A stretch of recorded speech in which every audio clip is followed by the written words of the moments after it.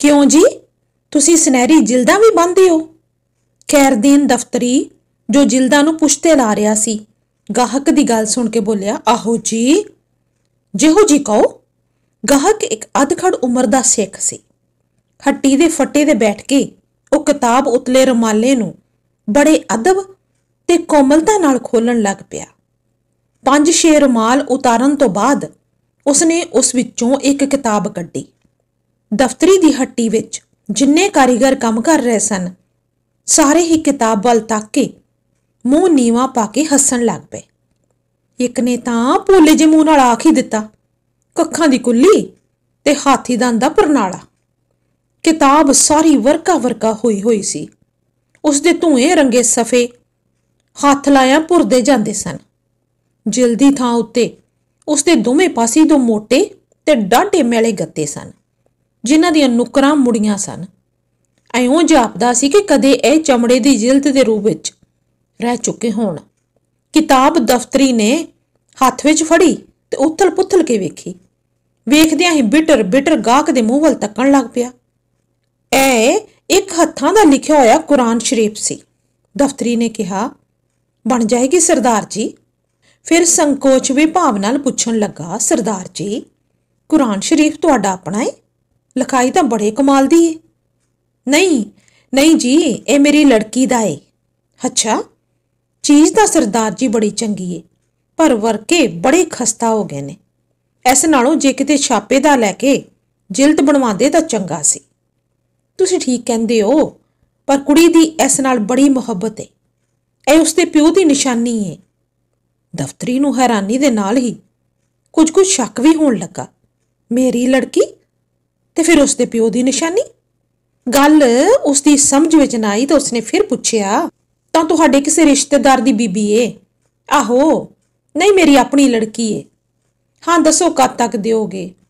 ਮੈਨੂੰ ਇਸ ਦੀ ਬਹੁਤ ਛੇਤੀ ਲੋੜ ਏ। ਅੱਜ ਤੋਂ ਚੌਥੇ ਦਿਨ ਲੜਕੀ ਦਾ ਵਿਆਹ ਏ ਤੇ ਮੈਂ ਉਸ ਨੂੰ ਦਾਜ ਵਿੱਚ ਦੇਣਾ ਏ।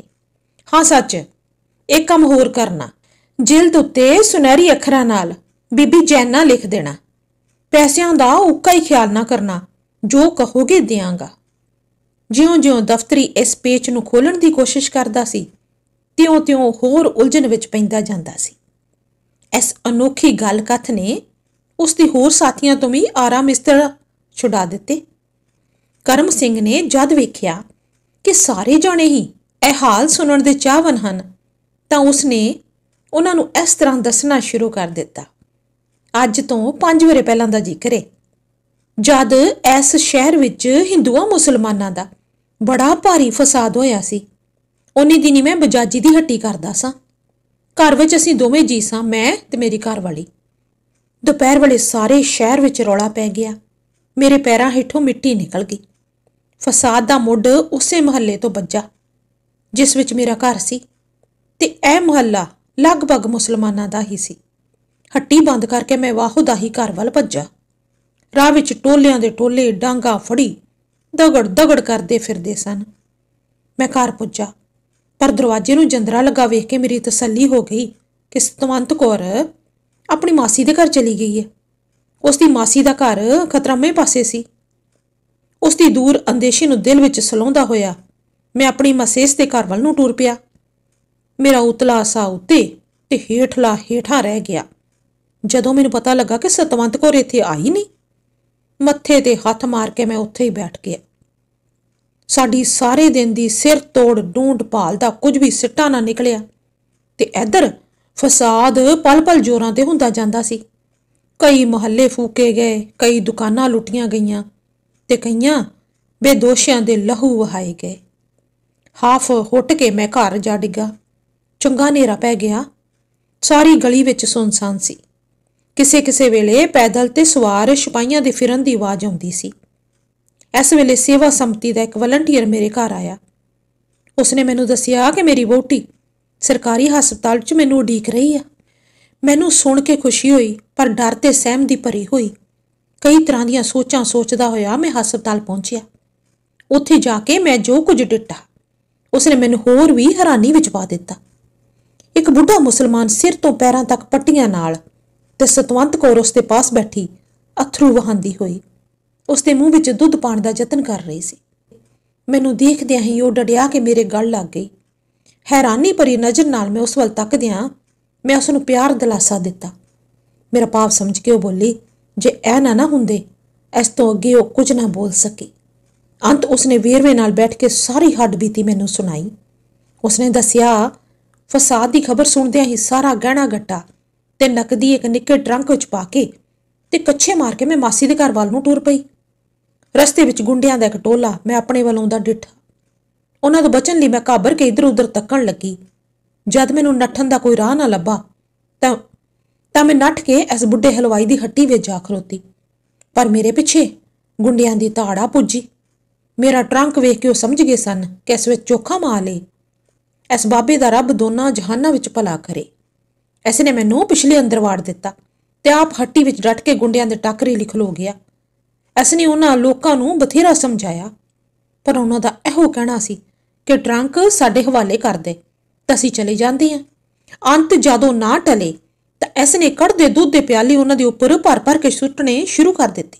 ਉਹ ਇੱਕ ਵਾਰੀ ਤਾਂ ਨੱਸ ਗਏ, ਪਰ ਜਦੋਂ ਉਹਨਾਂ ਵੇਖਿਆ ਕਿ ਦੁੱਧ ਦੀ ਕੜਾਈ ਖਾਲੀ ਹੋ ਗਈ, ਉਹ ਫਿਰ ਮੁੜ ਆਏ। ਦੂਜੀ ਵੇਰਾਂ ਉਸਨੇ ਚੁੱਲ੍ਹੇ ਵਿੱਚੋਂ ਅੱਗ ਤੇ ਤੱਤੀ ਫੁਸਲ ਕੱਢ ਕੇ ਉਹਨਾਂ ਉੱਤੇ ਵਰਾਣੀ ਸ਼ੁਰੂ ਕਰ ਦਿੱਤੀ। ਕਈਆਂ ਦੇ ਮੂੰਹ, ਸਿਰ ਅਤੇ ਕੱਪੜੇ ਝੁਲਸ ਗਏ, ਪਰ ਇਸ ਨਾਲ ਉਹਨਾਂ ਦਾ ਜੋਸ਼ ਹੋਰ ਵੱਧ ਗਿਆ। ਜਦ ਚੁੱਲ੍ਹਾ ਵੀ ਖਾਲੀ ਹੋ ਗਿਆ ਤਾਂ ਇਸ ਬਾਬੇ ਪਾਸ ਕੋਈ ਹੋਰ ਹਥਿਆਰ ਨਾ ਰਿਹਾ ਤਾਂ ਉਹ ਸਾਰੇ ਹੱਟੀ ਤੇ ਜਾ ਚੜੇ ਤੇ ਕਾਫਰ ਕਹਿ ਕੇ ਇਸ ਵਿਚਾਰੇ ਨੂੰ ਹੱਥੋਂ ਹੱਥ ਲੈ ਲਿਆ। ਮਾਰ ਕੇ ਗਰੀਬ ਨੂੰ ਫੇਰ ਸੁੱਟਿਆ। ਫਿਰ ਉਹ ਗੁੰਡੇ ਮੇਰੇ ਵੱਲ ਵਧੇ, ਪਰ ਮੈਂ ਅੰਦਰੋਂ ਕੁੰਡਾ ਮਾਰ ਲਿਆ ਸੀ। ਉਹਨਾਂ ਨੂੰ ਬੂਹਾ ਭੰਨਣ ਵਿੱਚ ਚੋਖਾ ਚਿਰ ਲੱਗ ਗਿਆ ਤੇ ਇਸ ਵੇਲੇ ਪੁਲਿਸ ਆ ਗਈ। ਪੁਲਿਸ ਦਾ ਰੌਲਾ ਪੈ ਗਿਆ ਤੇ ਸਾਰੇ ਜਿੱਧਰ ਮੂੰਹ ਆਇਆ ਨੱਸ ਗਏ।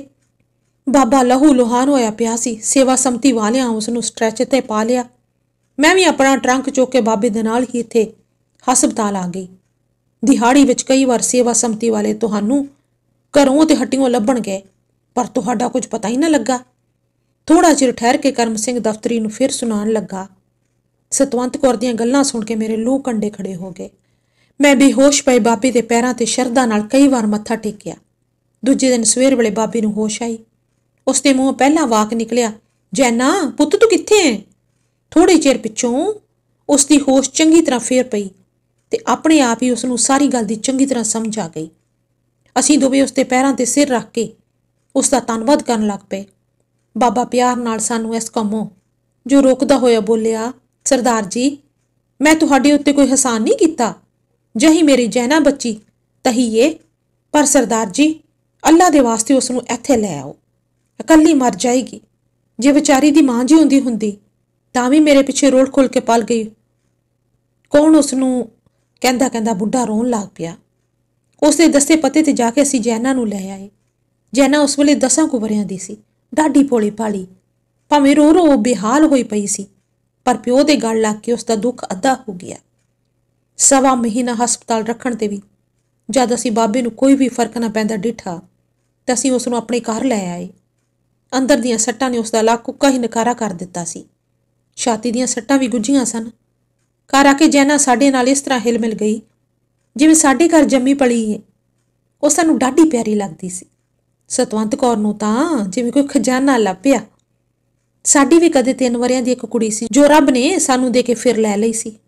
ਸਾਨੂੰ ਐਉਂ ਜਾਪਦਾ ਕਿ ਰੱਬ ਨੇ ਸਾਥੋਂ ਖੋਈ ਹੋਈ ਚੀਜ਼ ਫਿਰ ਸਾਨੂੰ ਮੋੜ ਦਿੱਤੀ ਹੈ। ਅਸੀਂ ਇੱਕ ਪਲ ਵੀ ਜੈਨਾ ਨੂੰ ਅੱਖੋਂ ਓਲੇ ਨਹੀਂ ਕਰ ਸਕਦੇ।